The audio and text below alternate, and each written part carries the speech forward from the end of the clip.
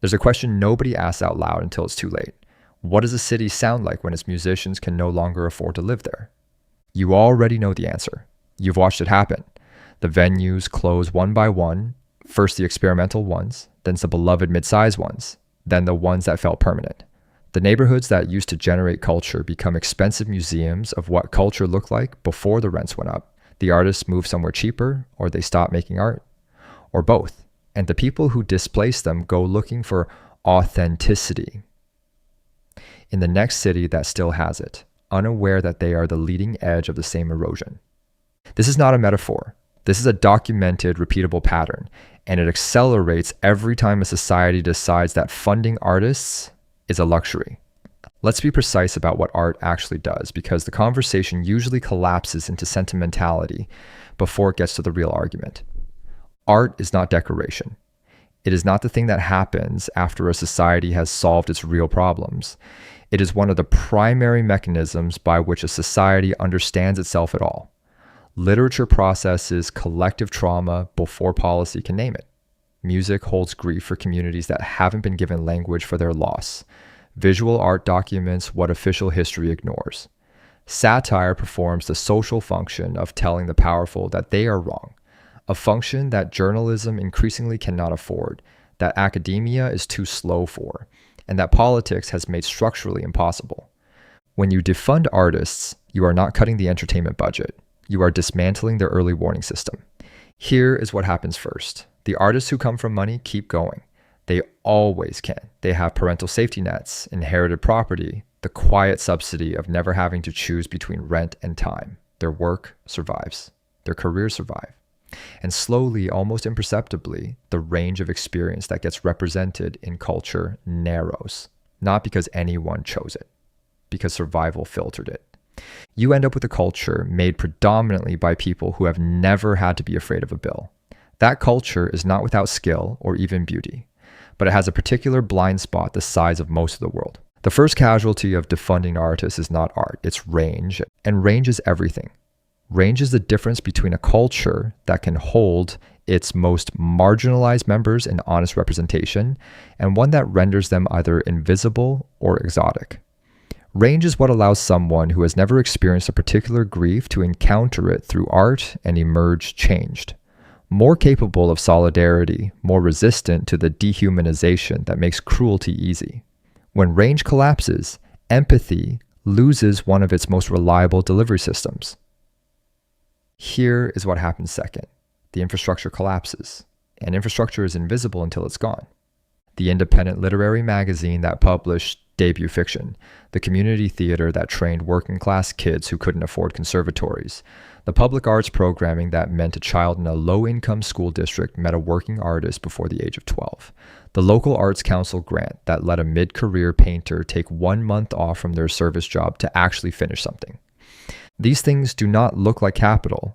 They do not appear on balance sheets, but they are the connective tissue of a cultural ecosystem, the part that allows new voices to enter, that allows artists in the middle of their careers to survive long enough to do their most mature work, that keeps the pipeline from being exclusively determined by inherited wealth or viral luck. When this infrastructure is cut, and it is always cut first, the ecosystem doesn't die immediately. It gets thinner, less diverse, more dependent on the market, which rewards repetition and punishes risk.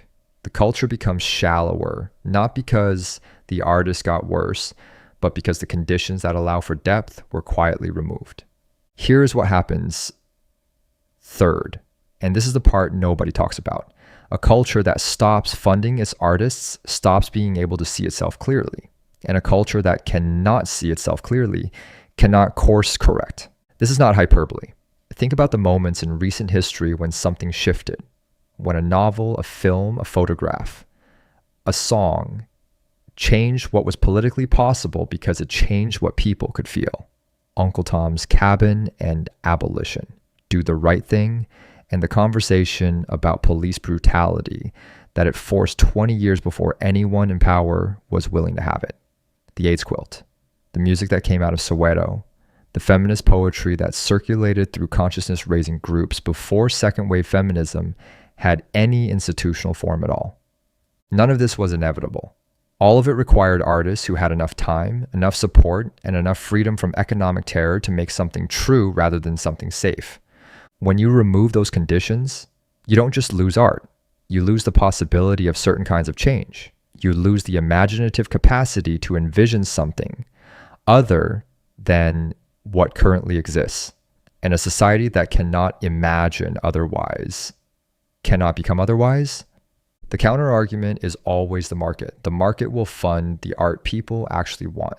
The good stuff will survive. Talent finds a way. This argument mistakes popularity for significance. The market funds what is immediately legible, immediately pleasurable, immediately consumable. It does not fund the work that takes 20 years to find its audience, the work that challenges its audience rather than flattering it, the work that documents an experience the majority doesn't share and therefore won't pay for in the moment, but which future generations will recognize as essential testimony. The market gave us the algorithm. The algorithm gave us content. Content is not culture. Content is what culture looks like when it's been optimized for engagement and stripped of the risk that makes it matter.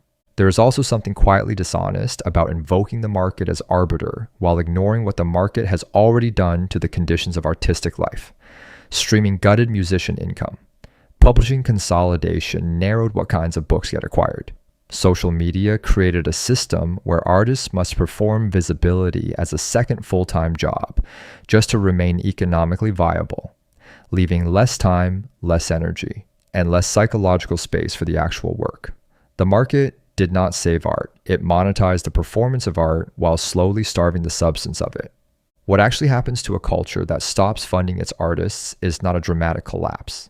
It's a slow graying, a narrowing of register, a growing inability to access the full emotional and moral range of human experience through shared symbolic form. The culture doesn't go silent. It gets loud in a different way. Louder, actually more saturated with product, more relentlessly stimulating. But the signal to noise ratio inverts. There is more content and less meaning, more spectacle and less reckoning, more surfaces and fewer depths. And the people living inside it often can't name what's missing because you cannot mourn what you never knew was possible. You just feel, without being able to articulate it, that something has gone thin, that the culture is not quite holding you the way culture is supposed to hold people, that you are reaching for something and your hand keeps closing on air. Funding artists is not charity. It is infrastructure investment in the thing that makes collective life legible to itself. It is maintenance of the system by which a society processes experience, challenges power, transmits values, and imagines its own alternatives. Every civilization that is remembered was remembered through its art, not its GDP, not its policy documents, not its quarterly earnings. The question of whether to fund artists is not a question about art. It is a question about what kind of culture you want to inhabit. And more pressingly, whether you want to inhabit one at all.